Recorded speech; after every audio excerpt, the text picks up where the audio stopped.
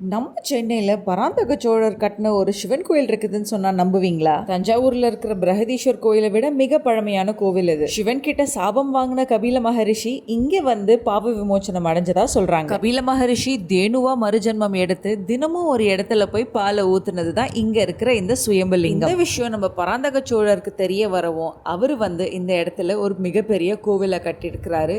இங்க இருக்கிற கன்ஸ்ட்ரக்ஷனும் அமைப்பும் அவ்வளோ அழகா அமைதியா இருக்குது. பெரியவா சரஸ்வதி சுவாமிகள் அவரோட பக்தருக்கு இந்த மாதிரி ஒரு ஊரில் கோவில் இருக்குதுன்னு சொல்லி அந்த பக்தர் வந்து இந்த கோவிலை கண்டுபிடிச்சி எல்லாத்தையும் சுத்தம் பண்ணி கும்பாபிஷேகம் பண்ணி பிரசித்தி பெற்ற கோவில் இது. இந்த கோவிலில் இருக்கிற ஒரு பில்லர்லையும் செதுக்கி இருக்க சிற்பம்ல அவ்வளவு ஸ்டோரிஸ் இருக்குது. கோசமங்கையில் ஏன் தாழம்பூவை சாமிக்கு சாத்துறாங்கன்னு சொன்னல அந்த கதையும் இங்க ஒரு தூண்ல சிற்பமா செதுக்கி இருக்கிறாங்க. நம்ம சென்னை மாடம்பாக்கத்தில் இருக்கிற இந்த தேனுபுரீஸ்வரர் கோயிலை பத்தி தான் நான் சொல்லிட்டு இருக்கிறேன். இங்க இருக்கிற சுயம்பலிங்கம் தேனுபுரீஸ்வரர் அண்ட் அம்மன் பேரு தேனுகாம்பாள். நீங்க ஒரு சிவன் பக்தர் அதோட சேர்ந்து சோலாவோட ஆர்கிடெக்சர் பிடிக்கும்னா இந்த கோவிலுக்கு கண்டிப்பா வாங்க. அவ்வளவு மனசுக்கு நிம்மதியா இருக்குது. ஒவ்வொரு தூணிலையும் இருக்கிற சிற்பம் ஒவ்வொரு கதையை சொல்லுது. பை.